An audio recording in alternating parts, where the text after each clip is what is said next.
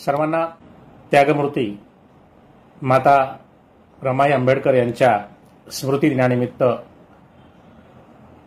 या मातेच्या चरणी नतमस्तक होण्याची विनंती करतो आणि आपल्या सर्वांच्या वतीनं या त्यागमूर्तीला तिच्या स्मृती दिनानिमित्त अभिवादन करण्यासाठी आज बहुजन संघटक फेसबुक पेजवर लाईव्ह येतो आहे। खरं म्हणजे जगाच्या इतिहासामध्ये अनेक माता, महाराण्या, आणखी राष्ट्रमाता झाल्या, तरीही आज आपल्या सर्वांची, जगभरातील म्हणतो मी कोट्यावधी बहुजनांची माता त्यागमूर्ती रमाईची आठवण, स्मृती आपल्याला आज यावी, कारण हा दिवस आपल्या सर्व बहुजनांच्या जीवनातील एक काळाकुट्ट दिवस होता।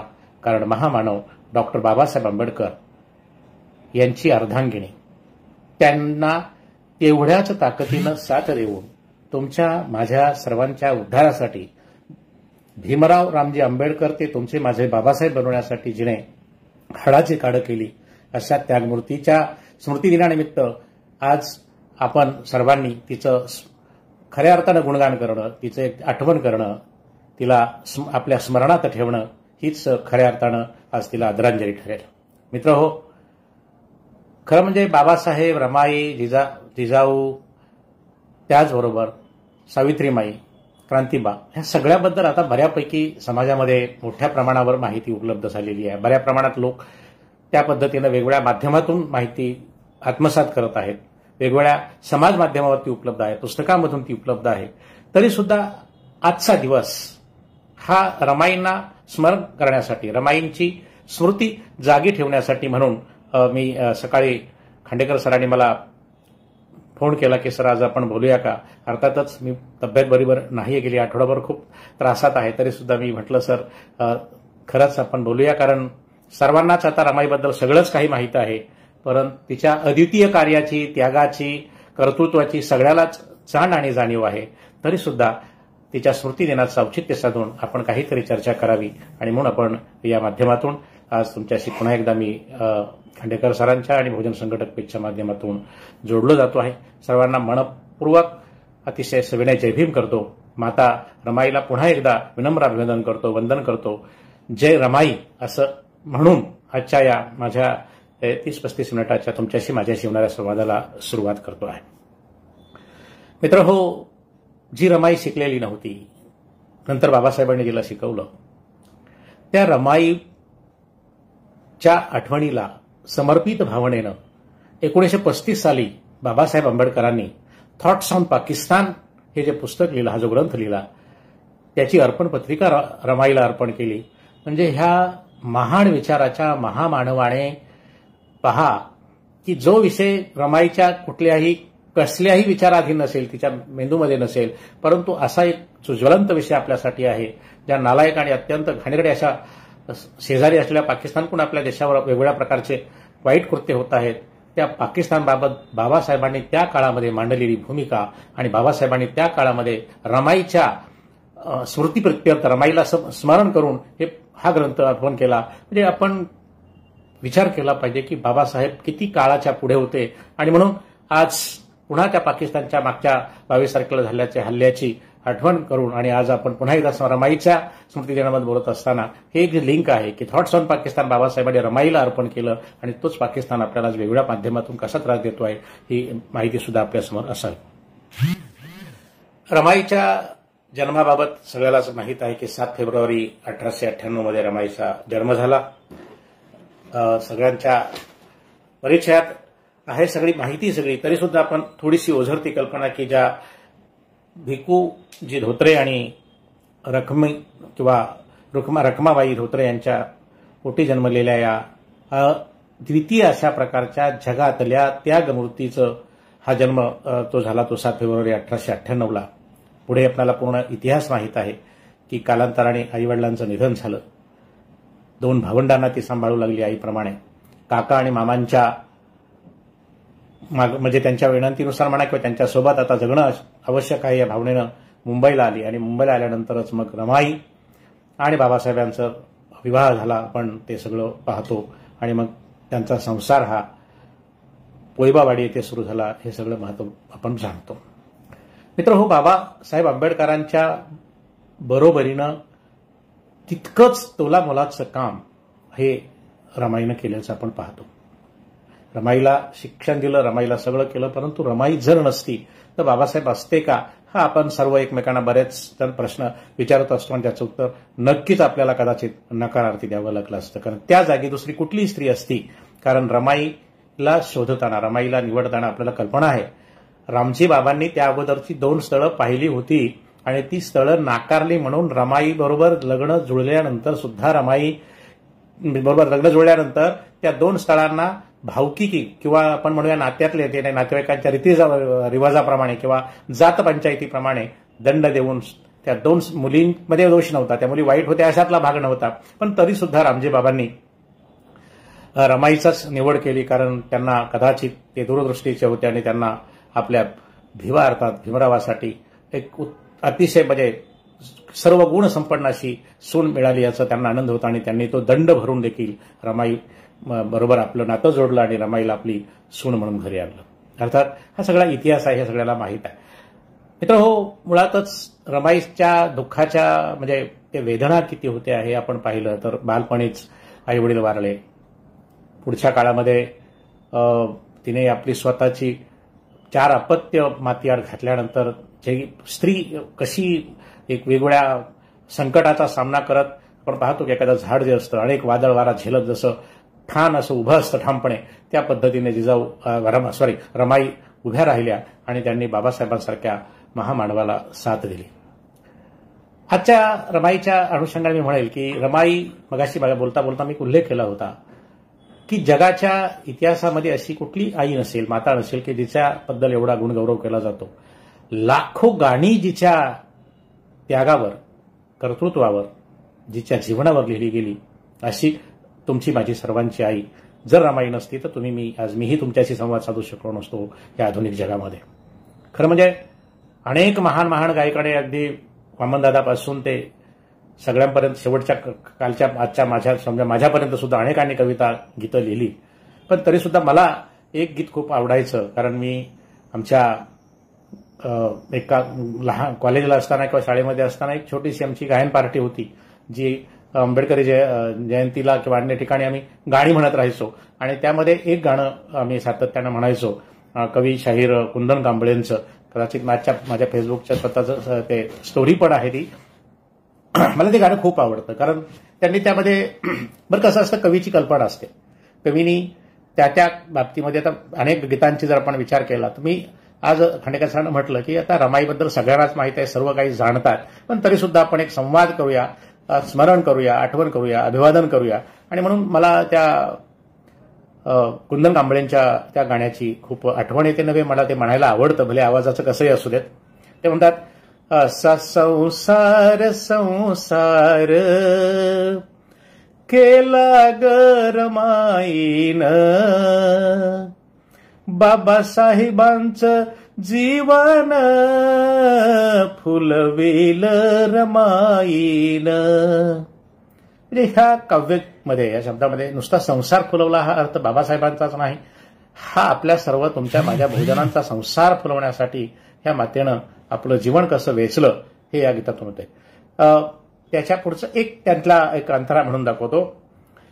परळची पोय बावडी दादर ते माहीमला, संगे घेऊन यशवंता जाई सरपण आणायला, आठला ती येई घरी मुल घेऊन खाईन, बाबासाहेबांचं जीवन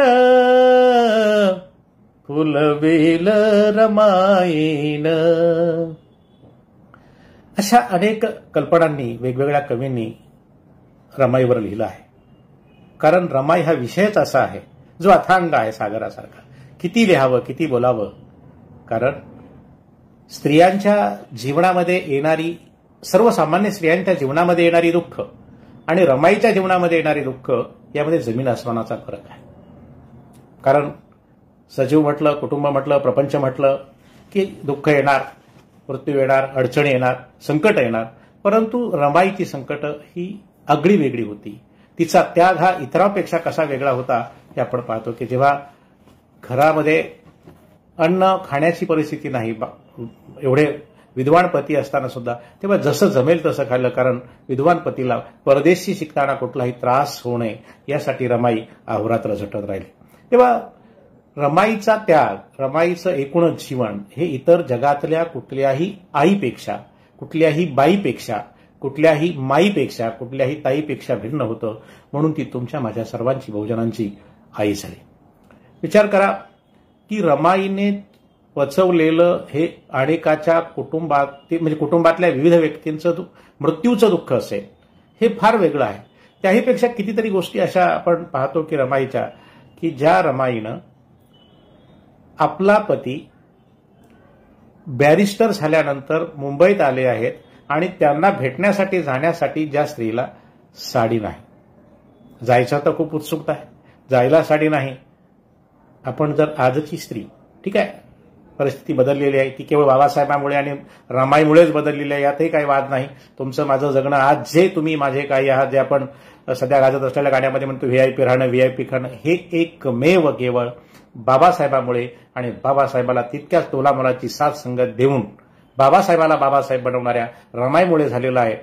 त्या रमाईला आपल्या पती बॅरिस्टर झाल्यानंतर त्यांना भेटायला जाण्यासाठी साडी परिधान करायला नाही, तेव्हा छत्रपती शाहू महाराजांनी बाबासाहेबांना दिलेला फेटा गुंडाळून किंवा तीच साडी परिधान करून तिथं जावं आणि बाबासाहेबांच्या लक्षात यावं. आणि त्यानंतर बाबासाहेबांच्या मनात जे काहूर निर्माण झालं असेल, त्यांच्या ज्या वेदा निर्माण झाल्या असतील, ह्याचा विचार करा. म्हणून त्यागमूर्ती रमाई या जगातल्या इतर कुठल्याही आई, माई, ताई, बाईपेक्षा भिन्न आहे. तसं विचार केला तर रमाईच्या बाबतीमध्ये आपण असं पाहतो की त्यांनी वेगवेगळी जी कष्ट सोसली असतात, गोऱ्या थापण्याचं काम केलंय, वेगवेगळी कष्टाची कामं केली, घरात पडेल ती कामं केली, इतरांच्या नातेवाईकांना सांभाळलं. विचार करा, आनंदरावांच्या मृत्यूनंतर सुद्धा फार मोठं दुःख त्यांच्या वाट्याला आलं, ते सगळ्यांना त्यांनी प्रपंचाने सांभाळलं. येणाऱ्या जाणाऱ्या बाबासाहेब इथे असताना, बाबासाहेबांच्या चळवळीमध्ये काम करणारे लोक येत असताना वगैरे, ह्या सगळ्या गोष्टी करताना जिजाऊ रमाई सगळंच काही करत होत्या. पण हे करत असतानाही त्या कुठे थकल्या नाहीत. आणि हे सगळं आपल्यासमोर वेगवेगळ्या, मी म्हणालो की कवींनी कशा कशा पद्धतीने मांडलेलं आहे. आता आपल्याला माहित आहे की मी मगाशी बोललो की व्हीआयपी राहणं, व्हीआयपी खाणं हे फक्त भीमामुळे शक्य झालेलं आहे. आज आपले मित्र आहेत, कोणी अनेक याच्यामध्ये सोन्यामध्ये, ते सोन्याचे सगळं काय काय काय करतात. तेव्हा या महाराष्ट्राचे प्रसिद्ध नव्हे तर जगातील प्रसिद्ध गायक, मात्र ज्यांनी रमाईवर गीत लिहिलं, प्रल्हाद शिंदे, सगळ्यांना माहित आहे, सोन्या मोत्याची माळ गळी बांधो कोणी, सुखाणे राहू माझे काळे मणी. ही रमाईची वृत्ती होती. की कसं असतं आपल्याला सगळ्याला कल्पना आहे. महिलांच्या बाबतीमध्ये विचार केला, परवा दादरला असंच गेलो होतो फिरायला, जाता जाता एका कपड्याच्या दुकानात गेलो, सौभाग्यवती सोबत होती. आम्ही गेलो, बघितलं तर साड्याच्या किमती 10,000, 15,000, 20,000. आम्ही असं सहज बाहेर निघून आलो, फक्त ते पाहिलं आणि हसलो आणि निघून आलो. म्हणजे विचार करा की हे सगळं होत असताना एकीकडे जग, म्हणजे त्या काळात रमाईच्या, की इतर स्त्रिया कदाचित सोन्याचे काही दागिने करत असतील, आणखी काही वेगळ्या प्रकारचे आभूषण अलंकार परिधान करत असतील. पण तेव्हा ही कवी कल्पना आहे. भले रमाईच्या मनात तर ती गोष्ट होतीच, भले ती कवी कल्पना प्रल्हाददादांनी मांडलेली असली की कुणी काही गळात बांधव, काही करो, पण मला माझे सुखाने, माझे काळेबळे राहूत, म्हणजेच माझे बाबासाहेब, माझे साहेब जर सुखाने आनंदाने राहिले तर ह्या समाजाचा, ह्या बहुजन समाजाचा उद्धार होईल. आणि म्हणून रमाईच्या त्या गीताबद्दल आपण पाहतो. खरं आपण लहानपणापासून किंवा बऱ्याच काळापासून विष्णुदादा शिंदेंचं पण गीत खूप ऐकत असतो, की फार जुनं गाणं आहे, आपल्याला कल्पना आहे, ते सगळ्यांच्याच ह्याच्यामध्ये आहे की रमाण, संसार कसा रमाण केला त्या बाबतीचे आपल्याला सगळं. कुंकू लाविलं रमाण, हे कुंकू लाविलं रमाण, माझ्या भीमाच्या नावाचं कुंकू लाविलं रमाण. शब्द अति साध्या साध्या शब्दामध्ये विष्णू शिंदे यांनी मांडलेले आहे आणि अतिशय सुषमा ताईंनी त्यांना खूप सुंदर अशा आवाजामध्ये दिलं. आपण सगळ्यांच्या परिचयातली गाणी आहेत. म्हणजे मला हे म्हणायचं आहे की कवींनी शाहिरांनी यांनी रमाई वर्णिलेली आहे. ती वर्णिलेली रमाई आपण वाचली पाहिजे, ऐकली पाहिजे. हे ठीक आहे, आपण ऐकतो. नवनवे कवी सुद्धा आपली चांगल्या प्रकारे लिहित आहेत. जसं की आमचे संतोष आंभोरे लिहितात, जसा गुलाब बोलतो त्या सुगंधी जाईला, भीमावडीने बोले रामू रामू रमाईला. अशी अनेक नव्या कवींची, नव्या गीतकारांची, संगीतकारांची गाणी आलेली आहेत. पण आपण त्यात रमाई शोधतो का, हा महत्वाचा प्रश्न आहे. कारण गाणी असणं, विचार असणं, सगळं असणं हे जरी महत्वाचं असलं तरी आपण त्या गीतातल्या शब्दातून, त्या कवितेतल्या शब्दातून आपली खरी रमाई आपण शोधून त्याबाबत, तशाबाबत वर्तन करायचा प्रयत्न केला. वर्तन करायचा प्रयत्न केला म्हणजे तुमच्याकडे श्रीमंती आहे, सगळं आहे, तुम्ही रमाईसारखं आभूषण अलंकार घालू नका असं नाही. की रमाईने ज्या कष्टाने आपला संसार फुलवत असताना बाबासाहेब आंबेडकर आणि समाजासाठी, बाबासाहेबांसाठीच केलं तर समाजासाठी तिने हे सर्व त्याग केलाय. आणि म्हणून आपण पाहतो की आंबेडकरी चळवळीचा विचार करत असताना आपण पाहतो खूप मोठ्या प्रमाणावर स्त्रिया आपल्या वेगवेगळ्या उपक्रमाच्या माध्यमातून, कार्यक्रमाच्या माध्यमातून, नोकरी याच्या माध्यमातून पुढे येत आहेत, मोठे नाव कमवत आहेत. खरंच अभिमानास्पद गोष्ट आहे. कारण बाबासाहेब आंबेडकरांची हीच भूमिका होती की जोपर्यंत स्त्रिया समाजकारणात, राजकारणात, अर्थकारणात आणि अन्य क्षेत्रामध्ये येत नाहीत तोपर्यंत खऱ्या अर्थानं हा देश, हा विकास कुठला समाजाचा होणार नाही. आणि आपल्याला कल्पना आहे, आपण सगळ्यांनी वाचलेलं आहे की रमाईला शिकवलं, रमाईला प्रगल्भ करण्यासाठी, रमाईला त्या चळवळीमध्ये ओढण्यासाठी प्रयत्न केले. आणि हे करत असताना एकदा जे हॉस्पिटलच्या परिसरामध्ये स्वतः रमाईने भाषण करून स्त्रियांना जागृत होण्यासाठी, स्त्रियांना संघटित होण्यासाठी आणि स्त्रियांनी चळवळीमध्ये पुढे येण्यासाठी प्रयत्न केले, हे आपल्याला कल्पना आहे. तेव्हा रमाईचा आजचा हा स्मृतिदिन, रमाईच्या या स्मृतिदिनाच्या निमित्तानं आपण सगळ्यांनी रमाईला स्मरण करताना ह्या गोष्टी केल्या पाहिजेत की आपण समाजाचा एक भाग आहोत. जयंती असेल, आमच्या धम्मदीक्षेचे सोहळे असतील किंवा अन्य कुठले कार्यक्रम असतील, जरूर तुम्ही तिथे आपापला आनंद व्यक्त करा.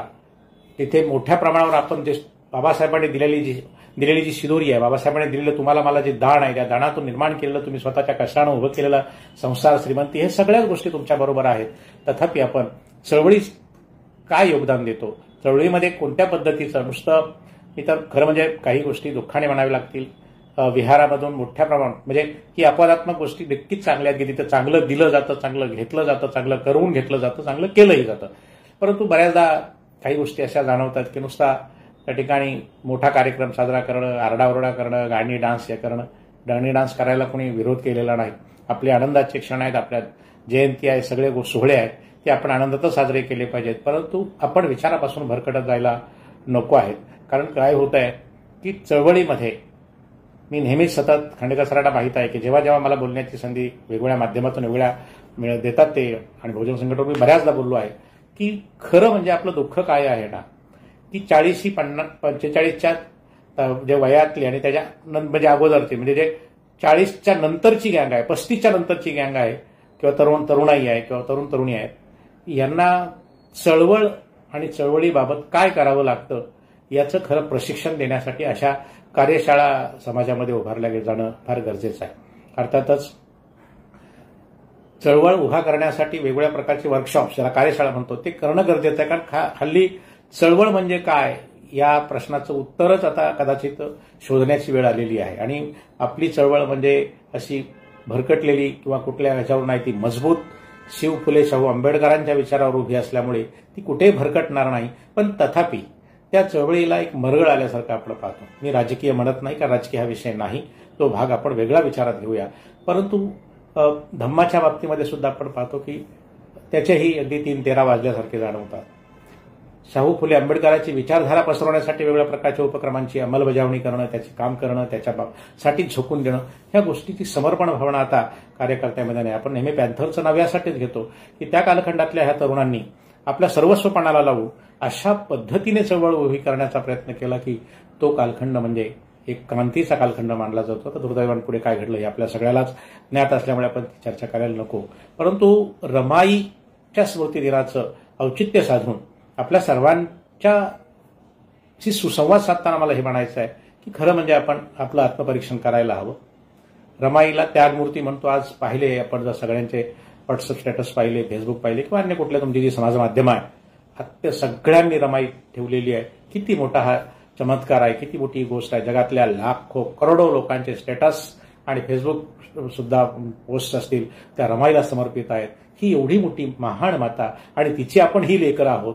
तर ह्या लेकरांच्या मनामध्ये ज्या रमाईने आपल्यासाठी केलेला जो त्याग आहे, नक्कीच फार मोठी कृतज्ञतेची भावना आहे. आपण रमाईसाठी खूप काही म्हणजे तिच्यासाठी त्याग करण्यात तिच्या त्यागाला विनम्र अभिवादन करतो, लाख लाख कोटी कोटी नमन करतो, वंदन करतो. तरीही रमाईला खरं स्मरण, रमाईच्या विचारांना खरं स्मरण, रमाईच्या त्यागाला खरं स्मरण, रमाईच्या कर्तृत्वाला खरं स्मरण तेव्हाच होईल की आपण सर्वांनी जेव्हा रमाईच्या पावलावर पाऊल ठेवू. कल्पना आहे कुणीही बाबासाहेब होऊ शकत नाही, कुणीही रमाई होऊ शकत नाही. हे वास्तव असलं तरी आपण त्यांनी दिलेली जी शिदोरी आहे, त्यांनी दिलेले जे विचार आहे, त्यांनी दिलेला जो तुमच्या माझ्यासाठीचा संदेश आहे तो आपण एकमेकांपर्यंत पोचवून, नाहीतर नुसता पोचवून मी रिकामा होणे नव्हे तर मी तो माझ्या आचरणात आणला पाहिजे. आता आचरणात आणायचं म्हणजे काय, तर समाजामधल्या दुःखितांच्या, पीडितांच्या, वंचितांच्या, गरजवंतांच्या ज्या ज्या गरजा आहेत, जे जे प्रश्न आहेत त्या प्रश्नावर आपण चर्चा केली पाहिजे. जसं की आता विचार करा, काल पुण्यामध्ये घडलेल्या परवा वैष्णवी हगवणे प्रकरणामध्ये मी काल परवा माझा लेखही प्रसिद्ध झालेला आहे याच्यावरती. हे एक आपलं कर्तव्य आहे. ती फुले शाहू आंबेडकरी विचारधारेमध्ये एक महिला चळवळ आहे. महिलावरच्या अन्याय अत्याचाराविरुद्ध उठणं आहे आणि त्यामुळे आपण सगळ्यांनी आपल्या परीनं जिथे जिथे शक्य आहे त्यावर आपण या कृतीचा निषेध केला पाहिजे. असं आपल्या कुठे अवतीभोवती घडत असेल तर आपण जागं राहिलं पाहिजे. कारण काय आहे की स्त्री पुरुष समानता ही बाबासाहेब आंबेडकरांनी समतेच्या तत्वामध्ये मांडलेली आहे. ती म्हणजे त्यांनी विचारातून दिली, पण ती संविधानातून त्याला कायद्याचं स्वरूप प्राप्त केलं आणि आपण संविधानकर्त्या विश्ववंदनीय डॉक्टर बाबासाहेब आंबेडकरांचे आणि त्यागमूर्ती रमाईचे वारसदार आहोत. तेव्हा आपलं कर्तव्य ठरतं की समाजामध्ये ज्या घटना अशा घडतात त्या घटनेबाबत आपण सजग असलं पाहिजे, त्या घटनेचा आपण निषेध केला पाहिजे.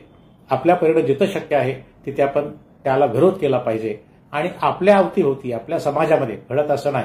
मी माझ्या कालच्या लेखामध्ये तसं म्हटलंय मी ते की कुठलाही धर्म या हुंडा आणि या पद्धतीला अपवाद नाही, कुठली जात याला अपवाद नाही. हे कशाला हवं आहे, ह्या गोष्टी कशाला आहेत? कारण जोपर्यंत या देशामध्ये सामाजिक समता प्रस्थापित होत नाही, सामाजिक समता जी बाबासाहेबांनी दिलेल्या मूलमंत्रावरच प्रस्थापित होत नाही, तोपर्यंत हे प्रथा परंपरा या गोष्टीच्या माध्यमातून असे प्रकार होतील. आणि आपल्याला माहित आहे की दिवसेंदिवस आपण पाहतो की थोडंसं परिस्थिती बदलत आहे, सामाजिक ध्रुवीकरण वेगळ्या पद्धतीने होत आहे. तरी सुद्धा आपण आपला विचार जो आहे तो इतका खमका आहे, बाबासाहेबांचा विचार, फुल्यांचा विचार, शाहूंचा विचार आणि बाकीचा आपल्या सर्व राष्ट्रपुरुषांच्या, राष्ट्रमातांचा विचार, की तो कधीच नष्ट होऊ शकत नाही. जग नष्ट झाले तरी त्यांचे विचार, कारण ते तथागत बुद्धांच्या वाणीतून आणि विचारातून आलेले आहेत, ते नष्ट होऊ शकत नाहीत. ते विचार नष्ट होणार नाहीत यासाठी खऱ्या अर्थानं रमाईच्या स्मृती दिनाच्या निमित्तानं तिचं स्मरण करताना आपण सगळ्यांनी जागा असणं फार गरजेचं आहे. विचार करा की समाज माध्यमांच्या माध्यमातून किंवा अन्य वेगवेगळ्या प्रकारच्या माध्यमातून आपण रमाईचे विचार पसरवतो. हल्ली वाचन संस्कृती बंद पडलेली आहे, त्यामुळे जिथं आपल्याला संधी आहे, उदाहरणार्थ पुस्तकं वाचण्याचा आता म्हणजे फार कमी टक्के लोक राहतील की पुस्तकाच्या माध्यमातून ते अध्ययन करतायत किंवा वाचतायत. आपण पाहतो वेगवेगळ्या माध्यमातून ती समाज माध्यमाचा वापर करतात आणि मग तुम्हाला सकारात्मक संदेश देता येत असेल, समतेचा संदेश देता असेल, बाबासाहेबांचा संदेश देता येत असेल, फुले शाहू आंबेडकरी विचारधारेचे चांगले संदेश देता येत असेल, कुठल्याही व्हॉट्सअप युनिव्हर्सिटीवर तयार झाणारे बोगस आणि घाणेरडे किंवा ज्याला आपण म्हणतो की ज्याच्यावर तथ्यावर आधारित नाहीत असले कुठलेही मेसेजेस तुम्ही फॉरवर्ड एकमेकांना करूच नका. कारण जोपर्यंत त्याची पडताळणी होत नाही, खरं खोटं होत नाही, कारण समाजामध्ये गोष्ट आहे, आपली जबाबदारी आहे. शासनाने घालून दिलेल्या नियमाप्रमाणे आपण वागलं पाहिजे.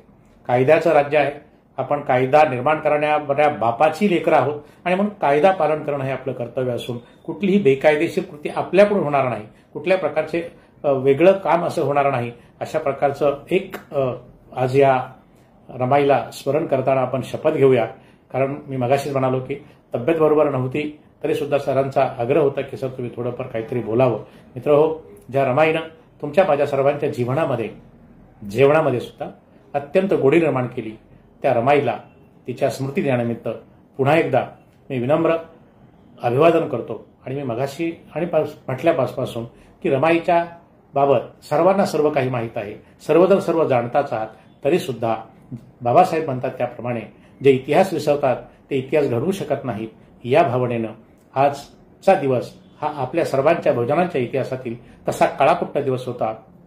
कारण तुमची माझी सर्वांची आई अत्यंत त्यागाने कष्टाने राबलेला राबलेला देह तिने ठेवला आणि बाबासाहेबांसारख्या महान माणसाला एक असं मोठं दुःखाचं संकट आलं, परंतु बाबासाहेबांनी आपल्या या त्यागमूर्ती रमाईला कसं वागवलं, कसं जगवलं हे आपण सर्व जाणतात. म्हणून जाता जाता या रमाईला तुमच्या माझ्या सर्वांच्या वतीनं आजच्या स्मृती दिनाच्या निमित्तानं विनम्र अभिवादन करतो आणि इथेच थांबतो. जय भीम, जय रमाई.